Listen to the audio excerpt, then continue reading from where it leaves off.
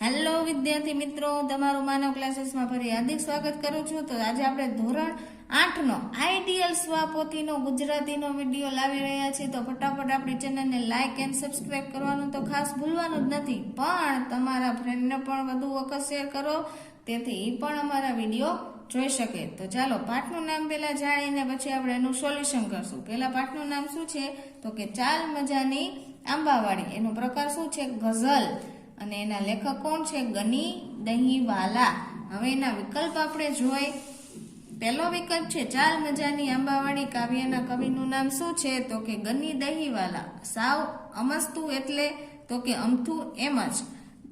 બાળ સહજ હોડી જેવું એટલે કેવું? તો કે બાળકની જેમ કાગળની હોડી રમવા જેવું. કવિ આગળની હોડી જેવું કંઈક રમીને સાની રમત રમવા માંગે છે. તો કે આગળ આગળ વધવાની. પછી છે બધાને પણ બાધ ન આવે તે માટે કવિ કઈ રમત રમવાની વાત કરે છે? તો કે શ્રીફળ શ્રીફળ. તરસ તણાવી એટલે શું થવું? તો કે તરસ છીપાતી નથી. કવિ છણના રણમાં કઈ રમત રમવાની વાત કરે છે? તો કે મૃગજળ મૃગજળ. પછી છે સઘરીએ સ્વપ્નાઓ એટલે? તો કે સ્વપ્નનું જતન કરવું.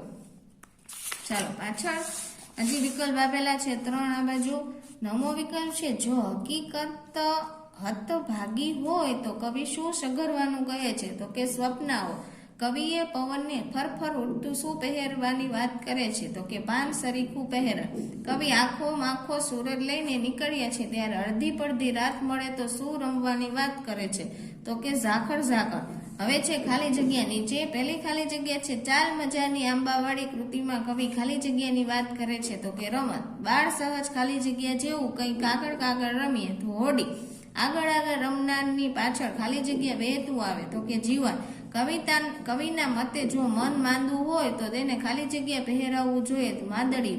કોઈ માનતા કે બાધા રાખવામાં આવે તો ખાલી જગ્યા ચડાવવામાં આવે છે? તો કે શ્રીફળ. તરસ ભલે ને જાય તણાતી ખાલી જગ્યાને હેલીથી? તો કે શ્રાવણ. હવે નીચે તમને એના ખરા ખોટા આપેલા છે. તો કે ચાલ મજાની આંબાવાડી કાવ્યમાં આંબાવાડીએ જઈને કેરીઓ ખાવાની વાત છે. ખોટું.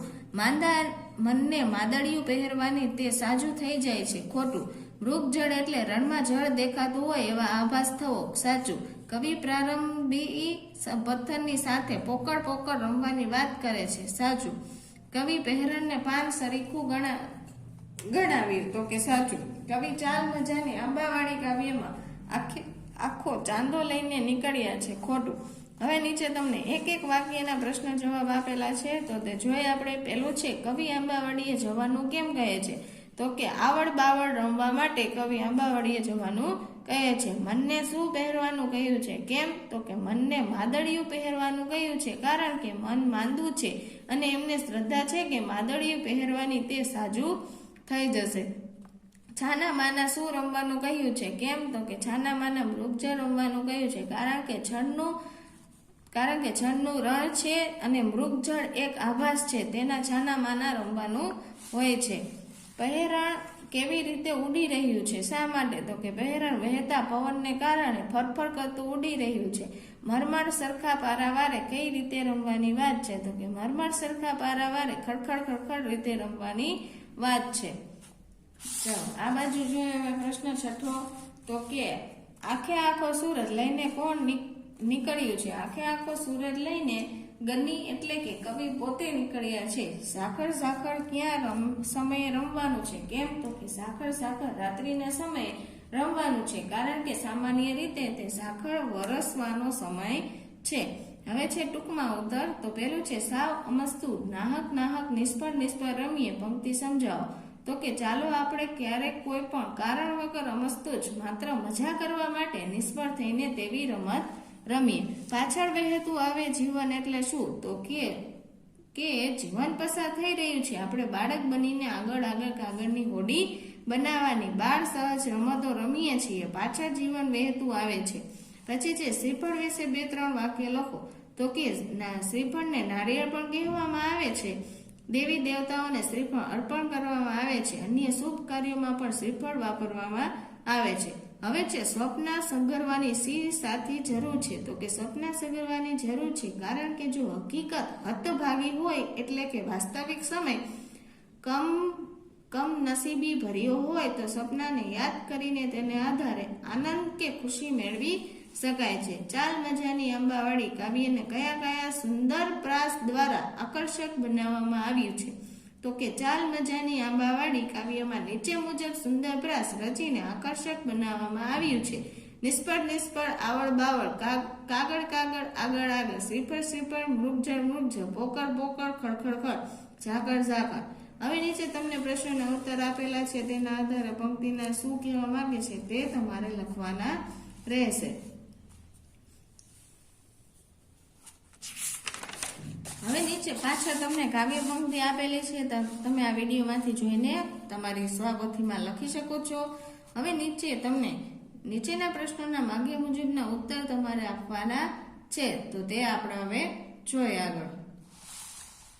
ચાલો, પહેલો પ્રશ્ન છે, 4 અક્ષરોનો શબ્દ છે, તેમાં પહેલા 2 અક્ષર કેરી આપતા વૃક્ષનું નામ છે અને બીજા એ અક્ષરોનો અર્થ બગીચો એવો થાય છે, તો કે આંબાવાડી. કાંટાળા વૃક્ષનું નામ છુપાયેલું છે. કુલ 3 ના 2 ગણા અક્ષરોનો શબ્દ છે આવળ બાવળ. 1 ના 3 ગણા અક્ષર પાછળના 2 અક્ષરોનો અર્થ જંગલ થાય, તો કે જીવન. પહેલા શબ્દ લખાણના આરંભમાં વપરાતો મંગળ શબ્દ છે, પછીના 2 અક્ષરનો અર્થ પરિણામ એવો થાય છે, તો કે શ્રીફળ. ગોકુળ આઠમમાં આ મહિનામાં ઉજવાય છે, તો કે શ્રાવણ. પછી છે છઠ્ઠું જય. 2 ના 2 ગણા અક્ષર છે, જેમાં પાછળના 2 અક્ષરની અક્ષરથી બનતા શબ્દનો અર્થ રેતીનું મેદાન થાય છે, તો કે પહેરણ. પછી તે 3 અક્ષરોનો શબ્દ છે, છેલ્લા 2 અક્ષરોનો અર્થ અંગ્રેજીમાં જીવ્સ થાય છે, તો કે તરસ. 4 અક્ષરોનો શબ્દ છે, પહેલા 2 અક્ષરોનો અર્થ હરણ થાય છે, જ્યારે બીજા 2 અક્ષરનો અર્થ પાણી થાય છે, મૃગજળ. હવે છે એવો 4 અક્ષરોનો શબ્દ જેનો અર્થ ચોરી છુપેથી એવો થાય છે, જેના બીજા અને ચોથા અક્ષરથી બનતો શબ્દ નાના છે, તો કે છાના માના.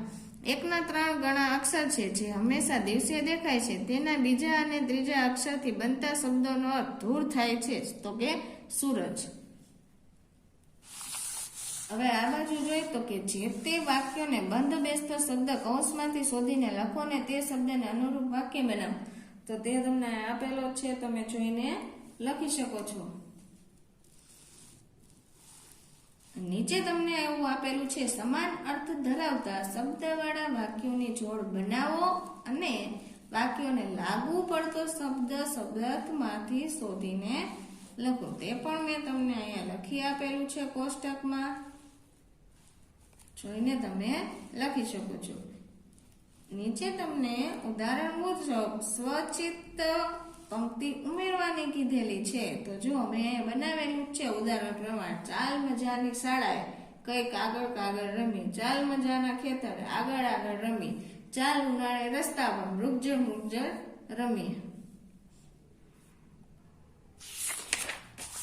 ચાલો, એવી રીતના પાછળ પણ છે. હવે આપણે સમાનાર્થી શબ્દ જોઈએ તો કે અમસ્તુ તો અમથું અથવા વ્યસ, શ્રીફળ તો નાળિયેર, હતભાગી તો કમનસીબ, પછી પારાવાર તો અપાર અને પુષ્કળ, બાધા તો માનતા અને આખડી, તરસ તો તૃષા, પ્રારંભ તો નસીબ અને ભાગ્ય, પછી છે બાદ તો અડચર અને પ્રતિભાવ, પછી છળ તો કપટ અને છેતરપિંડી, પછી પોકળ તો ખોટું અને પોલું.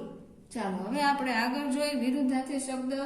તો કે નાહક તો સકારણ, નિષ્ફળ તો સફળ, જીવન તો મૃત્યુ, બાદ તો અબાદ, હકીકત તો ગપ, હતભાગી તો બળભાગી, પોકળ તો નકર, પછી પારાવાર તો થોડું. ચાલો, હવે અહીંયા જોડણી સુધારો નીચે તમને આપેલી છે, તે તમે જોઈને પણ લખી શકો છો. નીચે શબ્દકોશ ક્રમમાં ગોઠવો. કક્કાવારી પ્રમાણે અને કક્કા પ્રમાણે કરવાનું છે અને સ્વર. ચાલો, નીચે ધ્વનિ છુટ્ટી પાડવાની છે, તો તમે આ રીતે કરી શકો છો. પછી નીચે તમને 14મો પ્રશ્ન છે, ધ્વનિઓ જોડીને શબ્દો બનાવીને લખો.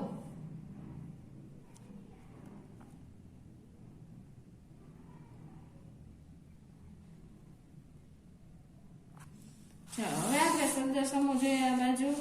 તો કે પેલું છે, ઘણા બધા આંબાઓનો બગીચો, તો કે આંબાવાડી. ધાતુનું યંત્ર કે તાવીજ નાખી ગળામાં બાંધવાનું સાધન, તો કે માદળી. વરસાદની એકી સાથે વધુ દિવસો વરસવાની ક્રિયા, તો કે હેલી. રેતાળ જમીન પર સૂર્યના કિરણ પડવાથી દૂરથી દેખાતો પાણી જેવો આભાસ, તો કે મૃગજળ. પાંદડા વગેરેનો ઝીણો કે મંદ અવાજ તો કે મરમર. હવે નીચે તમને કાવ્ય પંક્તિ આપેલી છે અને એના તમારા પ્રશ્ન જવાબ લખવાના છે. તો નીચે મેં અહીંયા તમને લખી જ આપેલા છે આન્સર, તમે જોઈને લખી શકો છો.